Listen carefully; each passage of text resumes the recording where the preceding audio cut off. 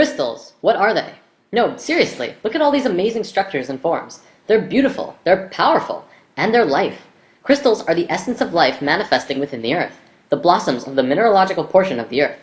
Recognition of these energies and forms of crystals can greatly benefit your personal growth. It is a very basic consciousness, not as intricate or advanced as some life on earth.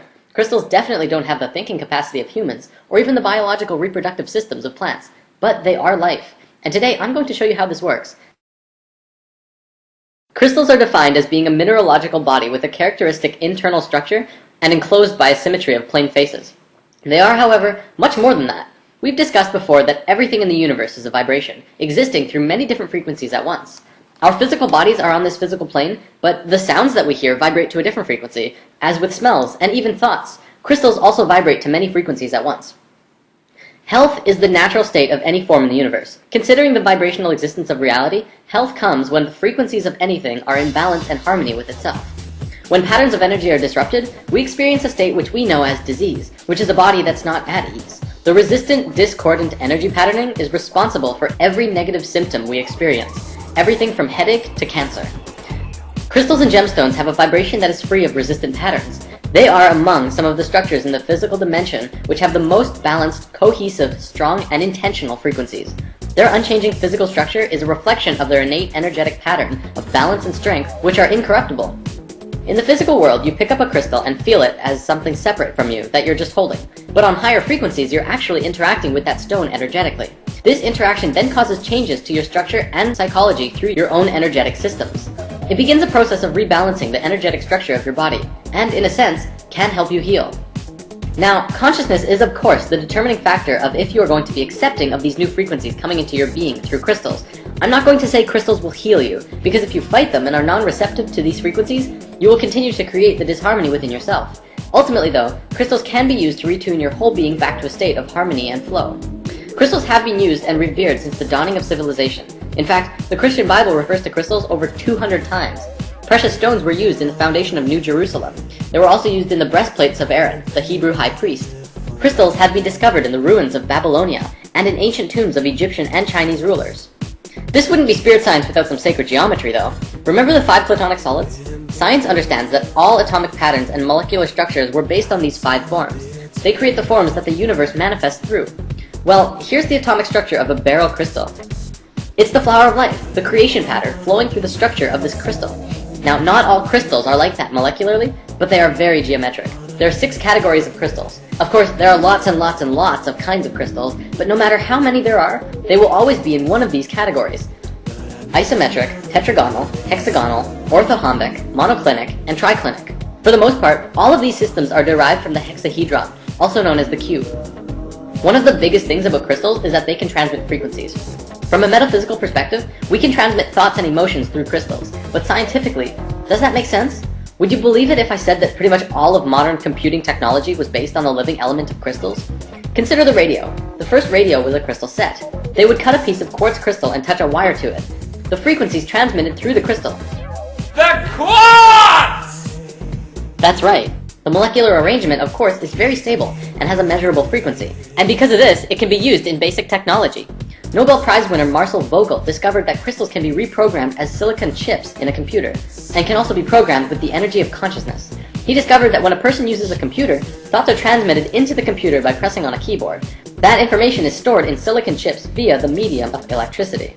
Thought is a form of energy which can be given direction through what we call intention. He concluded, due to this discovery, that crystals could also be programmed without the need for electricity, by using just thoughts as the informational energy.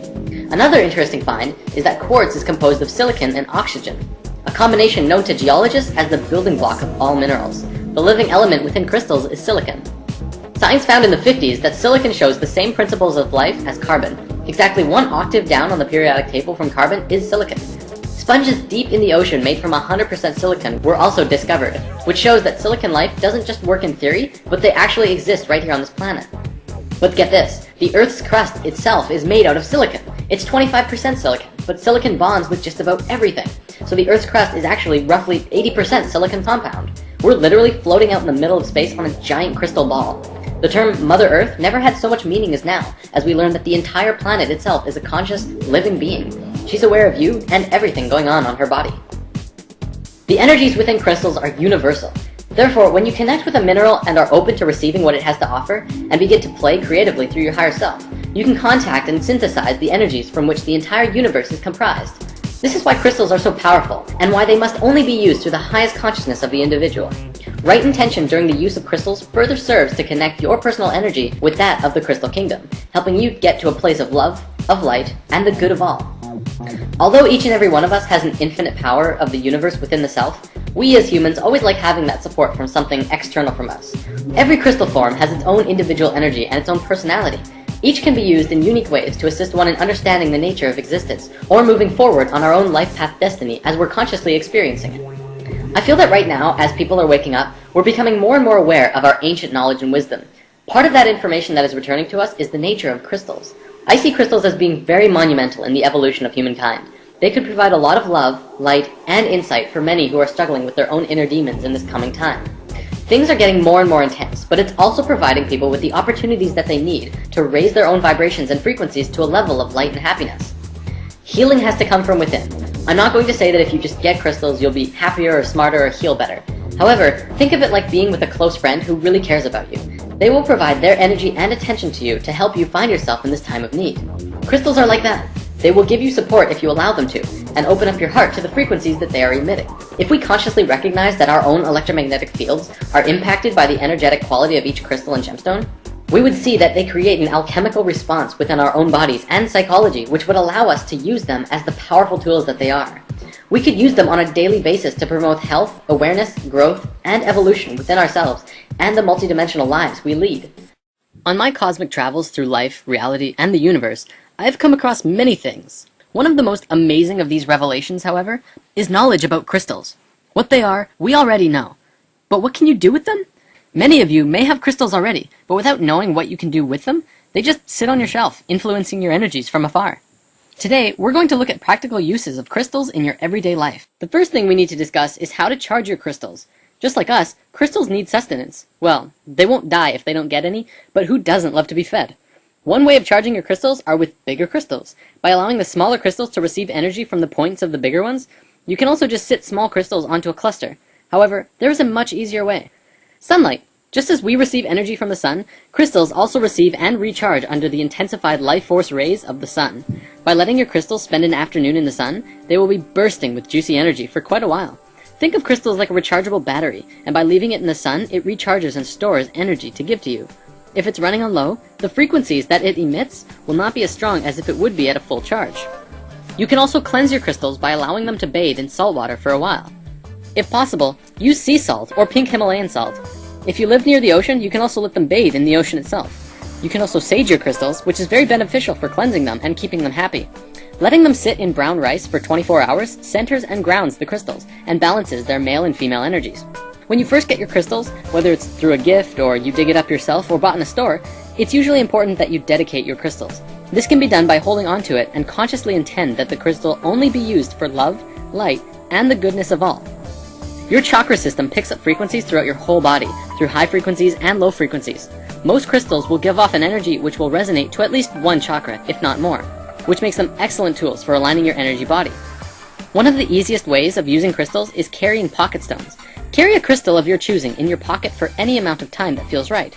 If you need a lot of help in one aspect of your life, you might want to carry a certain crystal around with you up for even a month. Then after that time, look back at the month and see if the description of the crystal matches what you experienced. This is actually how I first got into crystals. A friend of mine gave me a crystal and told me to hang on to it for a month. I didn't really get why, but I did. After a month, I found out what that crystal did, and it had been affecting me in the exact ways of the description. After that, I was hooked, and have been exploring crystals ever since. What you experience from working with crystals will be up to you to discern, but many report crystals magnifying one's personal energy by merely focusing and connecting it with the universal energies. Crystals can assist in manifestation, but one must understand the difference between want and need. In manifestation, there is a thin line between helping the universe provide that which is necessary and attempting to force the universe to provide that which is desired. Unfulfilled want is one of the true sources of unhappiness. If one wants something desperately enough and is unable to attain it in one lifetime, they might keep drawing themselves into additional lifetimes until that want is fulfilled. However, need is always fulfilled, as long as it's not blocked by want. Although, of course, one might need to work to fulfill that need as well. It will come. Certain crystals, like citrine, are helpful in manifesting abundance into your life, although in what sense, that is totally up to you. Ultimately, you are the one pulling the experiences of receiving towards you, and as long as you are open to receiving, energy can keep flowing in all aspects of your life. Finally, and this is something I found in one of my favorite crystal books, Love is in the Earth, but I haven't tested it. Supposedly, gasoline mileage has been enhanced by placing a quartz crystal on the carburetor or on the fuel line. Increases of up to 50% have been reported. Mechanical portions of the automobile have also been treated by placing a crystal on or towards the equipment. There has been many reports of crystals that have been placed in automobiles to encourage the protection and safe passage of the drivers and passengers, as well as maintaining the vehicle itself. Whether you're skeptical of crystals or not, you gotta admit there's something absolutely magical about them. And hey, why not just pick up a few just to find out? You won't know until you experience it. To discuss orgonite, first we must discuss the basics of orgone energy. Simply put, orgone is energy. In fact, it's another name for the multi-named etheric energy that is everywhere and embodies all things. Reiki energy, prana, biomagnetic energy, chi, soft electrons, and life force energy are all names for the same thing. An orgone matrix or orgonite crystal device is a device that provides assistance with working with these etheric energies. Orgonite both releases orgone energy when stimulated by other forms of energy, and has the capacity to change orgone energy from one state to another. It is especially suited for dissolving negative energy in an area and converting it to balanced, healthy energy. This makes it especially useful in a wide range of applications, from alternative health, radionics, and other traditional metaphysics. Where did orgonite come from? Well, in the 1930s and 40s, Dr. Wilhelm Reich was able to detect and measure the existence of etheric energy, which he called orgone, using a modified Geiger counter. He determined that by stacking alternating layers of fiberglass, which is an organic substance, and steel wool, an inorganic substance, you could attract and collect orgone energy of both positive and negative polarities. He called the positive energy POR and the negative energy DOR, which stands for positive orgone and deadly orgone. He began constructing a device that was able to successfully heal his patients of various ailments, including various forms of cancer, by having them sit inside the box for periods of time. In 1986, scientists at the University of Marburg in Germany published the results of a blind study, which showed that 30-minute orgone accumulator treatments caused a consistent psychological effect. They published that their investigations displayed evidence for the assumption that the properties of orgone accumulators and its effect on humans factually exists.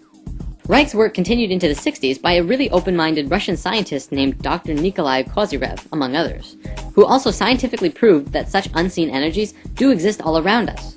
This work led to the Soviet military using torsion field sciences in their military defense applications, which shows that amazing discoveries that can change the world can both be used for the light as well as the dark. In continuing this work, modern science has taken it to whole new levels in trying to figure out the nature of dark matter, zero-point energy, and the vacuum flux, and that adding a quartz crystal to the orgonite would cause the orgonite to not just attract all kinds of energy, but rebalance and transmute all of the negative energy into positive. As we learned in Crystals 1, this is because the molecular structure of quartz is incredibly stable and harmonically aligned with the geometry of the universe. Organic substances attract and hold a scalar charge, while metallic substances tend to repel it. Basically, orgonite pulls in bioenergy, and while energy is inside the device, metal particles and organic resin both push and pull on it in all directions at the same time. This puts friction on the energy, where the crystal will begin to create order from chaos by aligning the structure of the energy into a more positively aligned pattern. Crystals and gems all have their uses that we've looked at, and orgonite does too. Orgonite is good for putting in an area that is needing a transmutation of a lot of negative energy into positive energy, and depending on what that situation is, you may need lots or very little. There's actually one final thing I'd like to bring up about orgonite, which is actually called tower busting. It has been widely experienced that the widespread use of cell phone towers create a thick blanket of DOR, or negative orgone energy, around the areas between them. This saturates our homes and communities with negative energies that promote drought, negativity, fear, and so on. I'm not saying that the towers are causing the negativity of the world, but perhaps just stimulating or intensifying it. However, it has been experienced that this can be remedied by placing or burying orgonite at the base of a cell phone tower. Thousands of aware and selfless, beautiful people in the world have begun doing this and slowly helping out in what is being called the orgonite gifting movement. And this is happening all over the world. And we need your help as well. Crystals around your home can influence or aid in your family life. Putting crystals in the classroom could help students both learn and grow more as individuals and communities. We could install large crystals of abundance and love into homeless shelters, and who knows what could happen. Even smaller businesses can benefit with some crystals around the office or work environment. I feel it's very important that we start investing in crystals and fast, not because of the economic reasons, but because of what it will do for us.